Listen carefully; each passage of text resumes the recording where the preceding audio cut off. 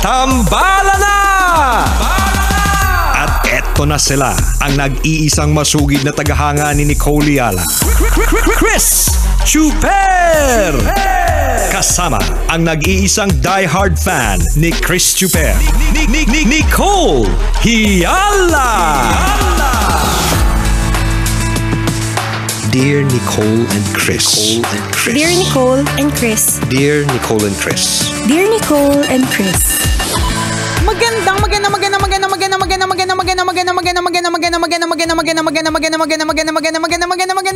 tanghali mga tambalani sa mga kabisyo, mga kabasic. Hi partner! Hi partner! Hi mga kabisyo! Kumusta naman po kayo ngayong oras na ito? May may hangover ba partner ng Miss Universe? Oo nga, may hangover ng Miss Universe. Una gusto ko lang mag-thank you sa mga kaibigan natin sa Bingo Plus and Arena Plus. Sila yung Bingo Plus actually yung may isa sa mga major sponsors ng Miss Universe Philippines. Kaya nung sabi nila kung gusto namin manood ng Miss U partner, yung Miss Kemelatik nga lang dun sa kanto namin, pinapanood ko, di ba? Nakikipagbrasuhan kang manood, eto pa ba? Di ba? Tatanggihan ko ba yung isang napakalaking pageant? Alam mo, partner, nakakatuwa pala talaga yung mga Pilipino, no? Kung gaano tayo ka-invested sa ganitong klase mga contest. Kasi kaya ako umuo doon kahit alam kong mapupuyat ako, kahit alam kong kasi lagi ako nanonood niyan sa TV o kaya sa First social time mo media. ba na manood ng live? Ng live. So kasi sa TV or sa social media, sandamukal na commercial tas konting Miss You. Ganon yun. So kumbaga alam ko talaga sa sarili ko, mapupuyat ako. Kasi ganun sa TV. So parang feeling ko, parang hindi naman masyado malayo sa live, 'di ba, na nangyayari. Kasi alam nga namang tapos na ng mga 5 oras, 'di ba? Mga ganon. Sabi ko ano kaya yung feeling. Tapos nung pagpunta pa lang doon, partner, ito yung sinasabi kong gaano ba ka-invested yung mga Pilipino pagdating sa mga pageant.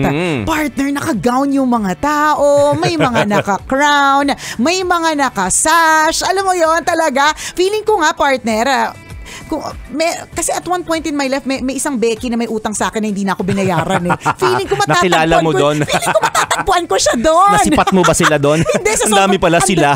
Hindi, ibig ko sabihin, sobrang daming Becky. Sobrang daming, hindi lang mga babae, lalaki, lahat ng tayo mismo, ang mga Pilipino kasi napakahilig natin sa ganyang klase mga competition. Correct. Iba tayo mag-support. Talaga, alam mo yon yung ganong klaseng eksena. Kaya sabi ko, ang ganda naman ito.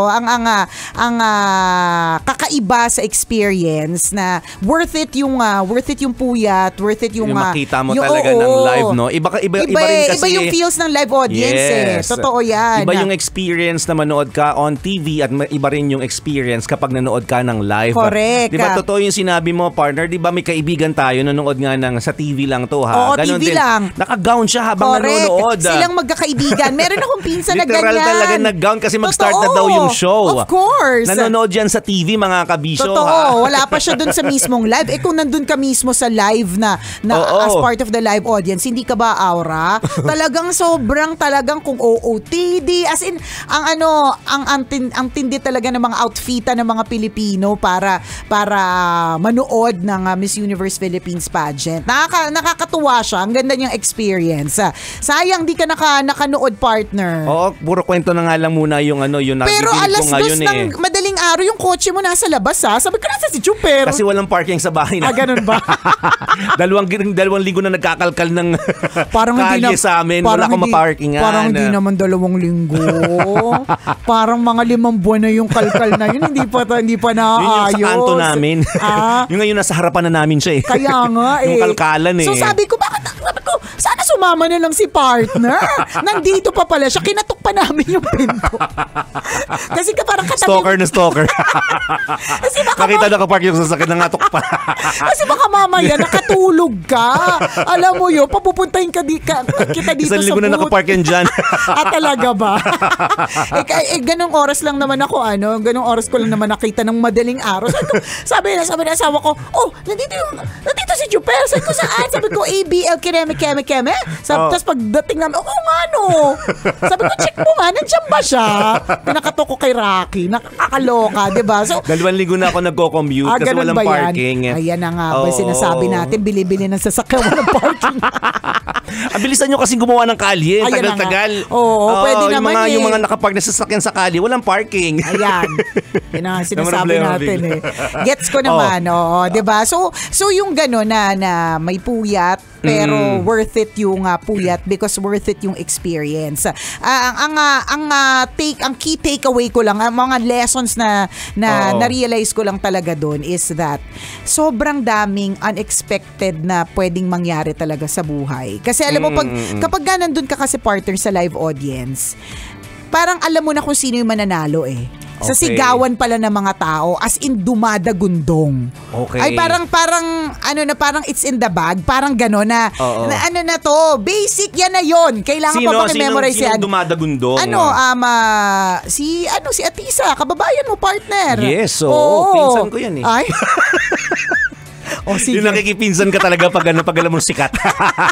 Nakikikababayan, di ba? Nakikikamag-anak. Di ba? Ganon. So, yun si Atisa. Proud Quezonian, syempre. Correct. Talagang yung pag nandun ka, ramdam mo talaga na kami naman nung pumunta kami doon, parang wala namang kaming bit-bit na kandidata na parang sinusuportan. Pero eksakto dun sa kung nasaan kami partner, lahat sila Quezon Province, lahat sila Atisa Manalo. So, wala namang problema sa amin kasi si Atisa ay naging parte ng Reyna ng Aliwan, yes, di ba? Proud Aliwan. Reyna ng Aliwan natin yan. Oo, di ba? Proud na produkto ng Reyna ng Aliwan na by the way, malapit na po ang ating Aliwan Fiesta, June 27 to 29 mga kabisyo. Yes. Kaya antabayanan niyo po yan, please mark your calendar. So, go na. Tapos may iba pang mga kandidata, Taguig, Cainta, ganun. So, parang Cebu, Iloilo, yung mga usuals. Tapos yung parang inihintay mo na lang talaga corona, parang ganun. Pero biglang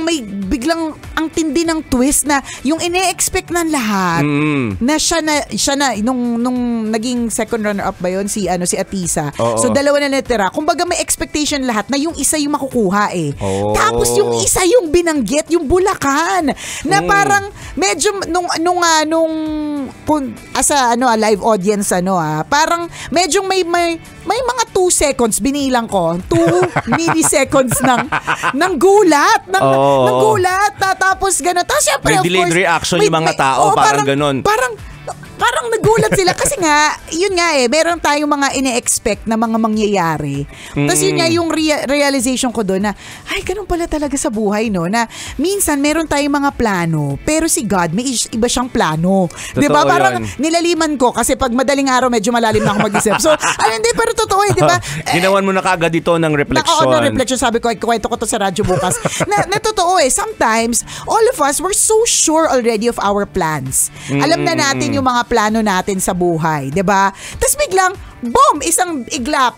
Sabi ni Lord, ay hindi yan yung plano ko. Mali yung plano nyo. Ako mas nakakaalam ng tamang plano at siya ang mananalo. Yes. So, alam mo yan, partner. So, yung sinabi kong may mga 2 milliseconds ng gulat yung mga tao. And then eventually, of course, nagpalakpakan. Kasi syempre, yan yung ating bagong Reyna. Yan yung bagong mag-represent sa Philippines. So, we have to give the support. Pero, kumbaga parang amongst all, hindi naman ako pageant critic or ako, again, sinasabi ko lang to, binibase ko lang to sa experience ko as a live audience, as part of the live audience.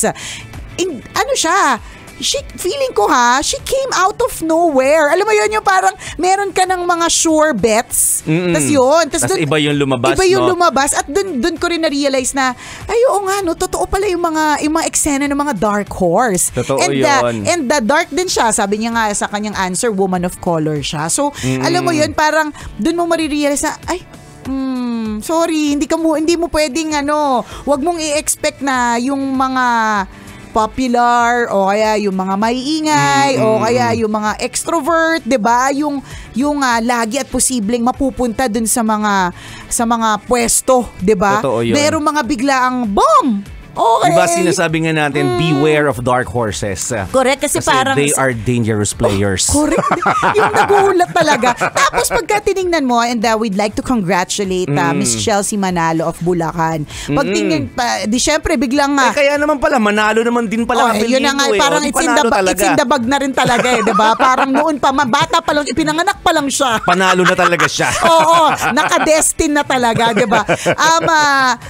Bigla ko tuloy finalo. I mean, bigla ko tuloy chinek out yung kanyang Instagram profile. Kasi yung mga iba yung mga chinek out ko Kumbaga parang ito yung mga maiingay. So ito yung mga check out ko. Tapos nung nakita ko siya, pak si ate. Palaban din, di ba? Ganda. Totoo yun. Pak na pak talaga. Ang galing, Hashtag nakakatuwa. Dark Horse Reveal ito Totoo. Di ba talaga maglalabasan? Minsan may mga ganon. Napakaraming ganong instances, mga kabisyo, na hindi mo mapapansin on a normal day. Di ba? On a normal basis, parang wala lang. Pero pag competition na ito, dun sila umaariba. Correct, may ganon. Dun sila umaangat ng matindihan. Alam mo, para itong yung mga kaklase mong nagsabing hindi sila prepared. Maraming ganon.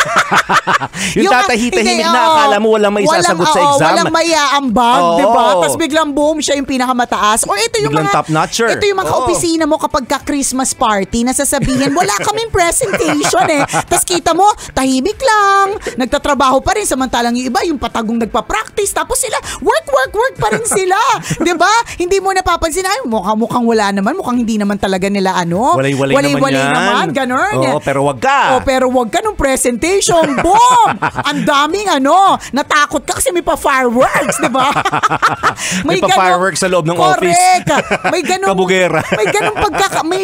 may ganung pangangabog. So, wala lang, so many lessons and key takeaways na, okay, such is life. Yes. Minsan may mga iniisip tayo na at pinaplano talaga tayo na mangyayari sa buhay natin. Tapos hindi pala yun yung plano na nararapat. Totoo diba?